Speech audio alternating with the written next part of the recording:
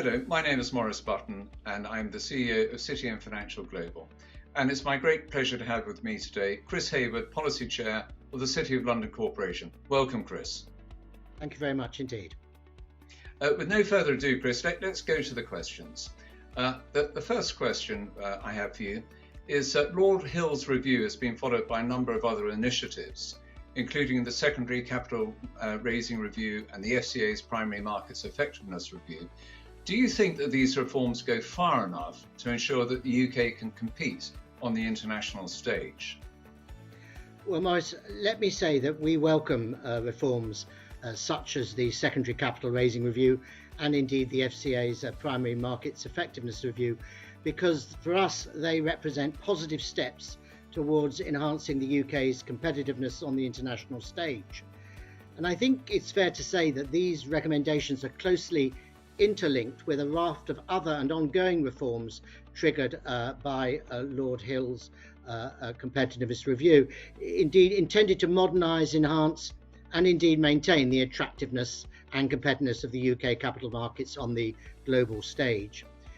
We've also, of course, witnessed, it's fair to say, the publication of the Khalifa Review in 2021, which focused on better positioning London as a go-to global listing destination for founder-led tech firms, and of course recommended as well the creation of the new Centre for Finance, Innovation and Technology, CFIT for short, which will drive financial innovation.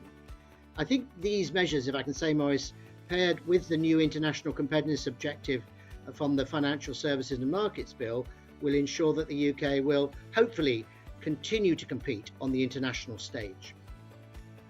Yes, I agree that there's a whole raft of these initiatives and they seem very, very positive for the city. Now, the Financial Services and Markets Bill includes proposals to give the regulators secondary objectives to boost economic growth. It will hand the government the power to introduce new areas into regulation, call for rules to be reviewed, and influence how regulators set their cost-benefit analysis framework. What do you think the impact of this will be on financial institutions?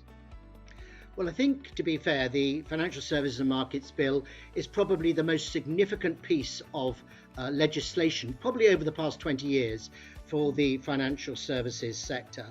And I think it will help to ensure that we remain the world's leading financial and related professional services ecosystem, remaining open and competitive, innovative, and importantly as well, attractive to global talent. So when we talk about the secondary growth and international competitiveness objectives, it's a simple, I think, and proven way to help achieve the UK's broader economic policy aims. It's a step in the right direction as far as the financial services sector is actually concerned. So we believe, I think, in the City of London that to have an objective like this, there will also need to be a cultural change at the regulators.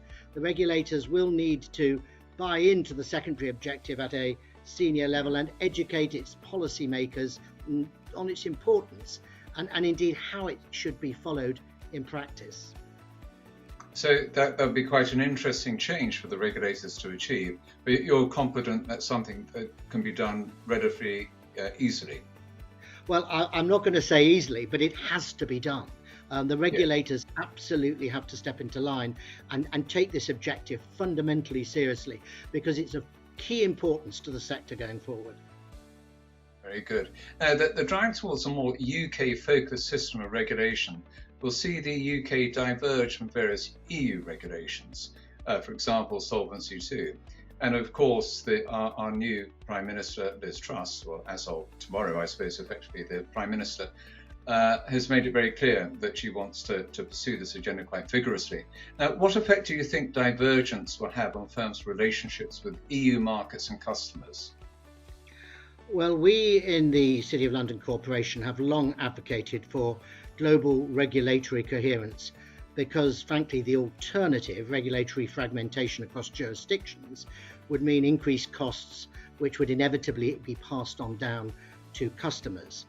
So divergence is likely to increase the operational burden on firms operating across borders, and this will increase the cost, as I say, to end users, while also reducing the size of the market as well. So none of this is desirable, and while a more UK-focused system of regulation presents us, I think, with an opportunity to have a regulatory framework, it will be one that's more relevant to the UK. It also, of course, presents challenges, and against that particular backdrop, it will be important to ensure continuity and reduce risks for cross-border business, such as competing or on tighter prudential reporting timelines on Solvency II. Well, clearly there's a lot to talk about, Chris, and we could continue this conversation for much longer, but sadly there isn't time today. But of course we will be having an in-depth discussion about these and many other related issues on the 27th of September at the Future of Financial Services Regulation Summit, which is being held in London. So we look forward to continuing our conversation then, and we very much hope that the people who are watching this interview will be able to join us in person. So with no more ado, thank you very much indeed, Chris. I'll see you on the 27th. My pleasure, and I'm looking forward to it, Morris.